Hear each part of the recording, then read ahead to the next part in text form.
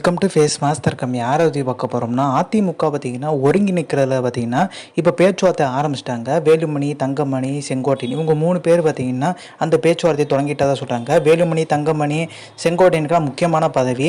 So ஓபிஎஸ்ஸை தலைமையாக கொண்டு வர போகிறாங்க. ஸோ இதில் பார்த்திங்கன்னா ஒரு கெலாத்தா பண்ண ஆரம்பிச்சிட்டாங்க எடப்பாடி அணி. எடப்பாடி உட்பட அதே மாதிரி பார்த்திங்கன்னா ஜெயக்குமார், உதயகுமார், கேபி முனுசாமி, சிவி சண்முகம் இவங்கெல்லாம் ஒரு டீமாக பார்த்திங்கன்னா இந்த மாதிரிலாம் வேணாம், பழைய மாதிரி எடப்பாடியே இருக்கட்டும்ன்ற மாதிரி இவங்க ஒரு போர்க்குடி தூக்குறாங்க. இவங்கெல்லாம் பாஜகவை விரும்பாதவங்க. ஸோ ரிசல்ட் வந்தோன்னா பார்த்தீங்கன்னா மிகப்பெரிய லெவலில் அதிமுக பிளவாகுன்றாங்க. ஸோ இப்போ எடப்பாடி பழனிசாமிக்கு ஆதரவு தரவங்களுக்குலாம் பார்த்தீங்கன்னா மிகப்பெரிய லெவலில் கட்சியில் இடமே இல்லைன்ற அளவுக்கு கொண்டு போகிறதா தகவல் வெளியாக இருக்குது.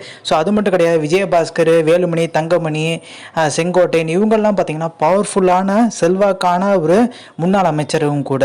இவங்கெல்லாம் எந்த ஒரு விஷயம்னாலுமே பார்த்தீங்கன்னா செலவு பண்ணுறதுக்கு ரெடியாக இருக்கிறவங்க. அதிமுகலேயே பார்த்தீங்கன்னா பலமான முன்னாள் அமைச்சர்னு சொன்னால் இவங்க லிஸ்ட்டில் வரும். வேலுமணியெல்லாம் பயங்கரமாக செலவு பண்ணக்கூடிய நபர், கொங்கு மண்டலத்தில் தேர்தல் வந்தால் ஜெயிக்கக்கூடிய நபர்ன்றாங்க. ஸோ இவங்கெல்லாம் பார்த்தீங்கன்னா ஓபிஎஸோட இணையத்துக்கான ஒரு நேரம் வந்துருச்சுன்றாங்க. அது பேச்சுவார்த்தையும் தொடங்கிட்டாங்க. ஸோ இது எடப்பாடி பழனிசாமிக்கு சிக்கல்றாங்க. ஸோ இவங்க பின்னணியில் எதுக்கு எடப்பாடி பழனிசாமி இல்லாமல் ஓபிஎஸ்ஸை வந்து டைரெக்டாக இவங்களே வந்து ஒருங்கிணைக்கலான்ற மாதிரி முடிவுக்கு வராங்கன்னா டெல்லி. ஸோ டெல்லி என்ன நினச்சிட்டாங்க, எடப்பாடி பழனிசாமி தலைமையில் அதிமுக இருந்துச்சுன்னா கண்டிப்பாக பாஜக கூட்டணி வைக்க வாய்ப்பில்லை. ஸோ இப்போ முன்னாடி 2024 நாடாளுமன்ற தேர்தலே பார்த்தீங்கன்னா கூட்டணி இல்லைன்ட்டாரு. இப்போ வேலுமணி இவங்க தரப்பு என்ன சொல்கிறாங்க, பாஜகவோட கூட்டணி வச்சிடலான்ற ஒரு முடிவுக்கு பேச்சுவார்த்தைனா நடத்தியிருக்காங்க.